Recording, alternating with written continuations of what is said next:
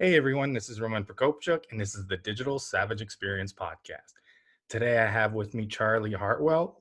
Charlie is the managing partner of Bridge Builders Collaborative, a group of investors focused on mental wellness, consciousness, and spirituality based startups. Thank you for joining me today.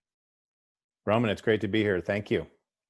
Thanks for coming on. So tell me a little bit about your journey. How did you get to where you are today? Um, I guess I'll answer that in two different ways. Sort of a career side of how I got to where I am today, and then sort of the personal side. Um, so my, when I think about who I am and what I've done, over my life, it just seems like everything about me since I was a young kid has been about change, transformation, authentic leadership, and innovation. And on a career side, I've worked in 14 different industries over my career. I'm a Harvard Business School graduate. I've worked in sort of, big company, small company, nonprofit, for profit. So, I've had all these remarkable experiences. I'm always comfortable when I'm trying to help build a global movement, or, to help co-create that.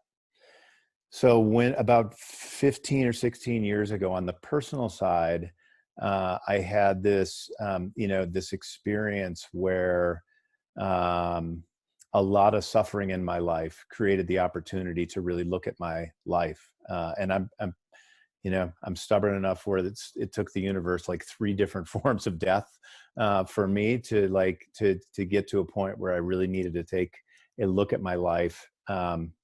And, I don't know how to describe that process and what came from it, but I'm just going to say for me, it was a spiritual awakening, more to who am I? Why am I here? What am I all about? What makes me happy? And then, how am I not living authentically? So after going through that process and doing a lot of, personal work, my wife, Maureen, who I describe as the wisdom of our family, she introduced me to something called the Mind and Life Institute, which was started by a Stanford MBA, a Chilean neuroscientist, and the Dalai Lama to help foster research in the sort of contemplative practices space. So 40 years ago, they started this organization to sort of prove to Western minds what Eastern hearts knew. And so they're gotten a point where there were thousands of studies being done on like mindfulness and happiness and contemplative practice. I got introduced to this organization, and there I found these three partners who were a guy named Jeff Walker, a guy named Austin Hurst, and a guy named Scott Krins, who were asking the question if the research had gotten to a point where there'd be anything to invest in. So they found me. We started Bridge Builders, and we started investing, in that space. And I could talk more about the journey of the last 10 years, but that's really how I got into the space of, helping to invest in, sort of a global movement around increased consciousness, spirituality, mindfulness, and better mental health. That's awesome. Yeah, I think with most people, I think they go through life in terms of a status quo, and then they rethink things when something bad happens or a grouping of bad things. So and really looking at who you are and what you have to offer, and if you're kind of heading in the right path, if you're doing things for yourself or others. I think I had a mindset shift from my 20s to 30s where it's kind of chasing, money, promotions, titles, things of that nature, and then switched over to, a heart-led kind of impact and legacy mindset, where when that switched over, I got a lot back in return because, I mean, I wasn't asking for anything from the people I was helping and things of that nature. And I think, for me at least, I think it's been rewarding because you actually love what you do in that sense, and then you're helping others in the same, token as well. Yeah, well, I think you got it earlier than I did, Roman. So I want to congratulate you. I was in my 40s when this happened, and I'd love to find, a lot of people go through, these kind of experiences, and from my standpoint, the world's a better place when we can encourage it, and when we can encourage it at a younger age. We all grow up with, sort of conditioning or stories, that either our family told us or our community or schools told us or our religious institutions told us. And it kind of separates us from our own internal truth sometimes. And the younger that we are, that we can be before realizing that those are just stories or conditioning, and really then beginning to look inward at what drives us, what fuels us, what makes us happy, and then making different choices to get there. We'll all be better off when people make those kind of decisions. So Yeah, and then you also mentioned you were in several different kind of industries along the years. How has that kind of helped you to where you are now? And obviously, it's in terms of learnings, you've taken something from every role, every industry, and are currently applying it as well, I believe. yeah, that's a really good question. It's been such a strange path. So, like my first job out of college, I was working on Wall Street during the day, and I was starting a nonprofit in the slums of Kenya at night. So, on one hand, I was learning kind of how the financial system works, and on another, I was learning entrepreneurship, how to create social change, how to interact and create success in different cultures. Um, I spent many years after I went to business school. I spent 6 or 7 years in corporate marketing, so I really learned how to market things. I then switched to small business. I became an investor in several small businesses, so I kind of began to learn the investment side, and also how to support entrepreneurs. Then I did this crazy. I founded the first for-profit expedition company in U.S. history, and we helped two polar explorers become the first women to cross the continent of Antarctica on foot. This was in the year 2000, and we turned that 1,700-mile journey into a global movement to inspire girls and women to ask the question, "What's your expedition?" and to understand that they can accomplish remarkable things. So with that, I really learned the power of PR. We generated 2.5 billion media impressions through that expedition. I learned how a small team can create remarkable, results that can create change. And then the last job before this, before the current role I have, I was the CEO of a innovation consulting firm working with Fortune 500 companies. And I learned a whole bunch of things in there. I learned how to turn around, really I was hired to turn around the business. I honed my skills in doing that. I really, in order to do that, I had to use skills to how do you shift a culture that's not working to create great results. So it's interesting because all of these things really build, for me, they've all built on one another and allow me to be more successful in the work that I'm doing today. Yeah, and I think it's important for people to know, regardless of where they started, they can use learnings from, a role and industry that they may not want to be in terms of a situation, but to get them to where they want to go. I mean, I was going to go into criminal justice. I had an internship with the Secret Service with the top secret clearance before the 2008 recession hit. And then I was basically forced to pivot out of necessity into digital marketing, which the opportunity came about and I ran with it. And since then, three director roles, Fortune clients, starting my own agency. And if you look back, like if you don't take that opportunity or don't take those learnings and then apply them, you don't truly know where you can actually go or, what that direction is. Yeah, I think it's amazing, and for people just starting out in their career, and our daughters are good examples. Well, I have three children, daughters and sons. Like everything leads to one another, and when you're in a job um, that you might not like some of those early jobs, you're doing more grunt work early in many people's career, and it's really remarkable if you can look at it differently and say, my God, what can I learn? What can I learn from this organization that I can carry with me? And if you look at it that way, sort of that grind begins to look, like opportunity of like, oh, I have all these resources. If you're in a big company, which some people start out in big companies, you have all these resources that you wouldn't have as an entrepreneur. Well, how do you learn all of the skills from sort of, team cooperation to, to how to, to launch new products or be in an R&D group or whatever. It all can build on itself. So I really appreciate what you said about, your early experience with this, Secret Service and going. That's a remarkable shift that you made from the Secret Service to digital marketing. But I'm sure it all builds on itself. Yeah, and I mean, a lot of anything in any career is, soft skills. So things like that interest in me is like profiling and the psychology of crime. So taking the psychology aspect and then applying it to Mm. marketing, why people act, how to get people to act to your desired action, that kind of thing, and carrying that over. And that's one of the things that like I'm passionate about. So although there may be things about digital marketing that may be boring or, a certain aspect that I'm not too fond of, that core that I took over is what kind of keeps me going. That's cool.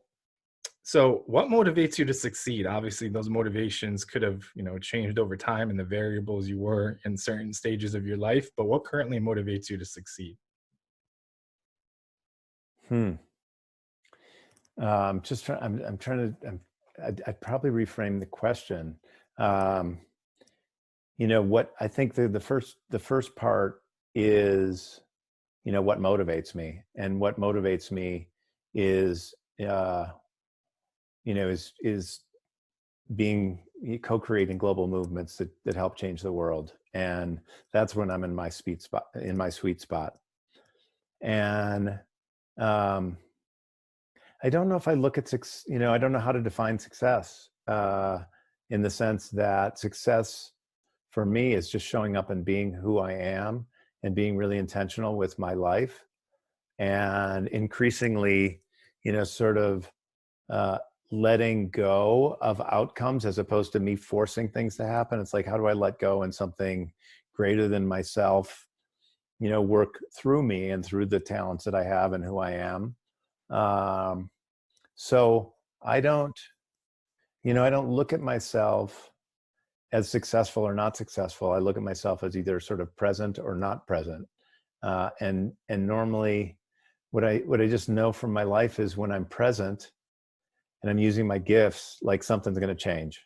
Um, something significant is going to change. And I don't know if that's success or not. It normally leads to good outcomes, but I don't know how to define that.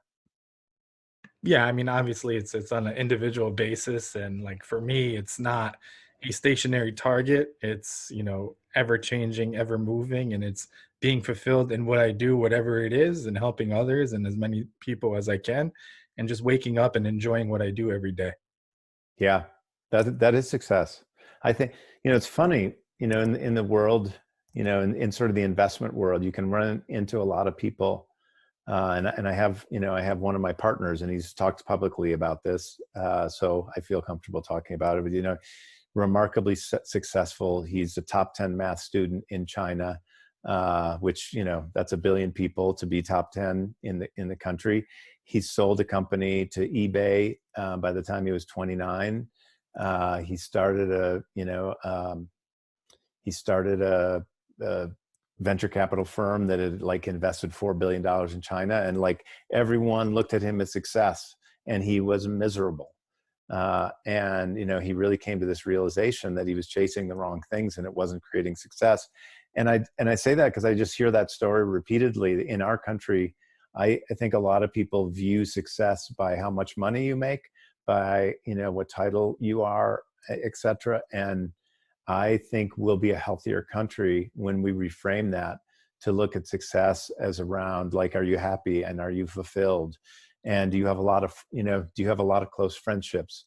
And do you love yourself? And are you doing what provides you joy without regard to the financial outcome from that? So I think we actually have an opportunity to shift how we view success from my perspective of how we have in the past. Yeah, I agree. So, what's one thing you may have seen as a weakness in yourself in the past that you've turned around and utilized as a strength today?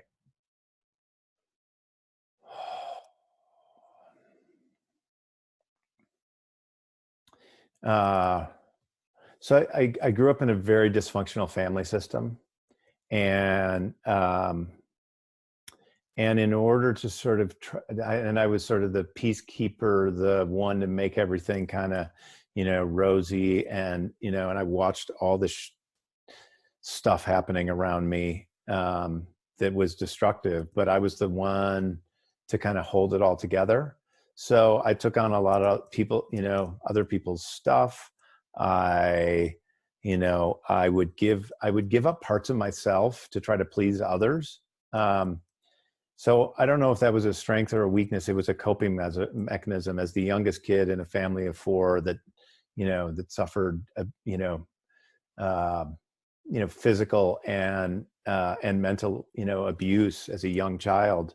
That was my only way to exist in that family. But as I woke up, um, I I began to reframe that, and I began to say, I get to be who I am. Other people get to be who they are as well, but I am not going to interact with the behavior that I experience, the bullying, the abuse, um, the pretense, all that. I'm just not going to tolerate that behavior anymore.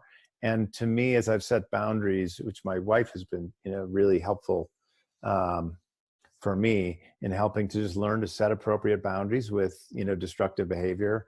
And my life has changed dramatically because of that. And I think, I've become a better parent, I've become a better business person, et cetera, in learning that. So I don't know if I'd describe that as a weakness or not, but it was a pattern that no longer served me. And I sort of chose to to change that, and it's provided a great deal of joy to be in a different place. Yeah, I mean, it's hard to break those kind of patterns. I mean, I grew up in kind of a, witnessing domestic abuse, physical, mental, emotional, and it was one of those things, I guess, when you grow up, you can use that as a crutch if you follow the same way. Well, my dad was that way and his dad was that way, so now I'm destined to be that. But like you have to break a lot of these kind of, reoccurring family things that carry on. I mean, like alcoholism, and it's oftentimes a lot harder to take that path, but you do have the choice. You can use it as an excuse for the things and the failures and the setbacks because you have this thing that happened to you or you've experienced, or you can harness it, take that negativity and understand that's part of you, and then take it and help it, drive you towards your goals. Yeah, it really, that there is this empowering place, and it is a choice. You can be a victim to it, or you can learn from it and grow beyond it and not interact the same way that you used to, and really, show up differently for your life. And I think one way leads to a lot more fulfillment. But the other thing that I would say in my case, as a father of three kids, because I did this work, I gave my kids permission, to not have to face this in the past. And so many times, like abuse or, alcoholism or whatever, negative patterns are in families, they just pass through generation by generation. But when you actually have the courage to stand up to it, to change it, and provide an example for future generations, then all of a sudden you've given a gift to yourself that's actually going to last for generations, uh, you know, to come. So it's not just about you. It actually impacts a lot of other people. Yeah, I agree. And when I was younger and I saw stuff like that, I think I made a conscious choice even there, then saying I'm not going to be like this. If I have kids, biological or otherwise, I'm going to treat them the way that I wanted.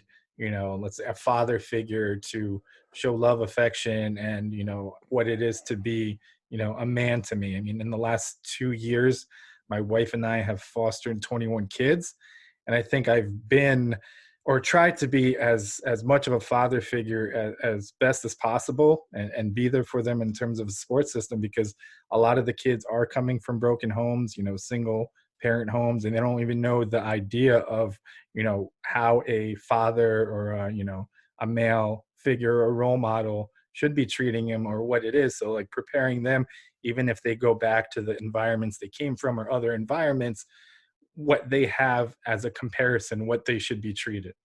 Yeah. That's remarkable that you can provide that guidepost or that light or whatever, that's really heartwarming to hear that story. Yeah, I mean, it's definitely a tough and chaotic journey dealing with the state and different government organizations and stuff like that. But just taking a step back and thinking that each child is coming from a unique situation that they've been through, oftentimes at 2, 3, 4 years old, through more things than a lot of adults go through. And then basically taking things in perspective, if it's a stressful, chaotic day, thinking back, what they're dealing with, and really puts things into perspective. Yeah, and those as I've learned, in this work, and because of the work my wife does, sort of, it's a one of her roles is like, it's been as a therapist. Uh, it's those years are years, from 1 to 4. They're years where so much happens that sticks with us for such a long period of time, and just having an adult that shows up for you and loves you at those ages, someone you can depend on, someone you can trust. um, it's remarkable. And even some research shows that doesn't actually have to be the parent, it just has to be an adult. So the gift you're providing, being present to those kids, is sounds amazing.